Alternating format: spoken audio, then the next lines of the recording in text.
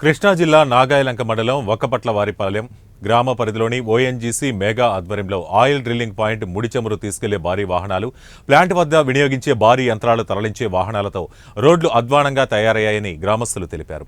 మౌలిక వసతుల కల్పనకు, గ్రామాల అభివృద్ధికి కృషి చేస్తామని అబద్ధపు హామీలు ఇచ్చి ఆయిల్, గ్యాస్ వంటి నిక్షేపాలను కొల్లగొట్టుకుపోతూ గ్రామాల వైపు అధికారులు కన్నెత్తి చూడకపోగా ఉన్న రోడ్లను, భూగర్భ జలాలను భ్రష్టు పట్టిస్తున్నారని ఆరోపించారు. రహదారి మార్గం సరిగా లేకపోవడంతో గర్భిణీ స్త్రీని ఆసుపత్రికి తరలించే సమయంలో గుంతలమయమైన రోడ్ల వల్ల ఆటోలో ప్రసవించిన ఘటన చూశామని, అలా కాకుండా పరిస్థితి విషమించితే 2 ప్రాణాలు కోల్పోయేవారని ఆవేదన వ్యక్తం చేశారు.